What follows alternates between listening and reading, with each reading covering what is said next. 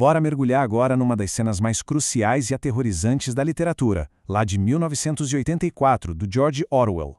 A gente vai explorar o que é a expressão máxima do poder psicológico, o infame quarto 101.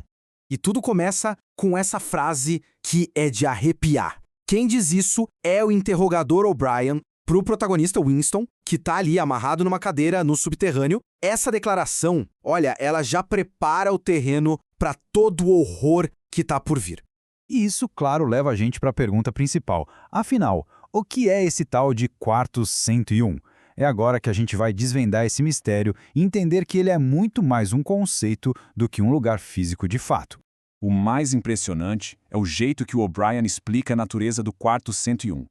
Não se trata de um medo que todo mundo tem, sabe? Tipo, medo de morrer. Não. O terror aqui é feito sob medida. É algo pessoal, que explora a fobia mais profunda e particular de cada pessoa.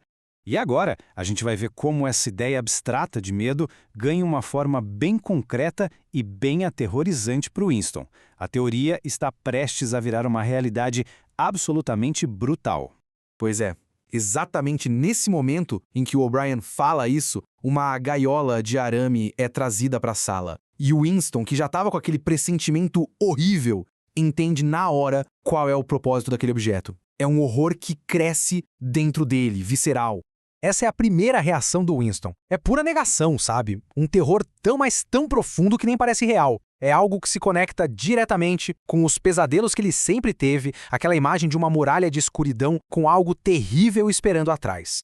E aqui a coisa muda de figura. O O'Brien assume uma postura de professor, quase acadêmica, para explicar a lógica fria, filosófica, por trás desse método de tortura específico. O argumento do O'Brien começa com uma premissa que é fundamental. Ele diz que a força de vontade às vezes consegue superar a dor física. Alguém pode até escolher morrer, mas sem se render, sem entregar os pontos. E para o partido, isso é uma falha no sistema. E essa ilustração aqui resume perfeitamente o ponto dele. O Ryan compara a coragem, que é uma escolha, uma decisão, com o instinto, que é um reflexo.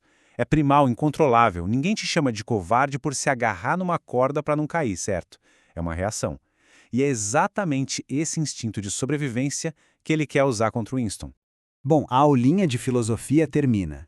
E a aplicação aterrorizante dessa teoria começa. O O'Brien pega a gaiola.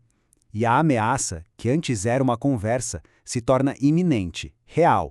E para aumentar a pressão psicológica, o O'Brien não se contenta em só apresentar os ratos. Não, ele descreve em detalhes os comportamentos horríveis desses bichos. Ele pinta um quadro vívido, mencionando como eles atacam os doentes, os moribundos, transformando um medo abstrato numa possibilidade gráfica e imediata.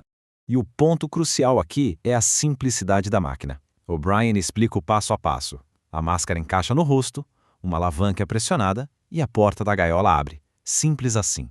Não tem espaço para esperança, para uma falha mecânica, para uma fuga. A simplicidade faz parte do terror. E então, O'Brien solta esse detalhe final visceral. É uma imagem específica, feita para quebrar o que resta das defesas do Winston. A gaiola se aproxima, o arame frio toca o rosto dele e o cheiro podre dos animais chega até ele. O pânico nesse momento é total.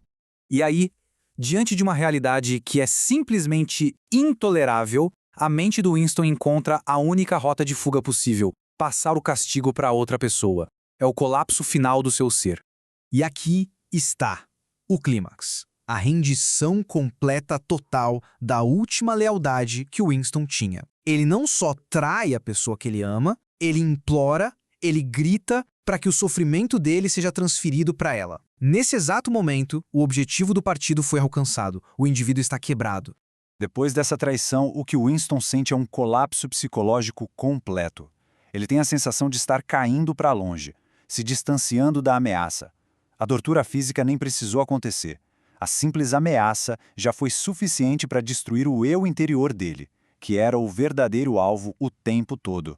E a gente termina essa análise com essa pergunta. Depois que a identidade, o amor e a lealdade são completamente aniquilados por um medo insuportável, o que sobra de uma pessoa? O quarto 101 não apenas tortura, ele esvazia. Uma reflexão poderosa e muito sombria sobre poder e controle.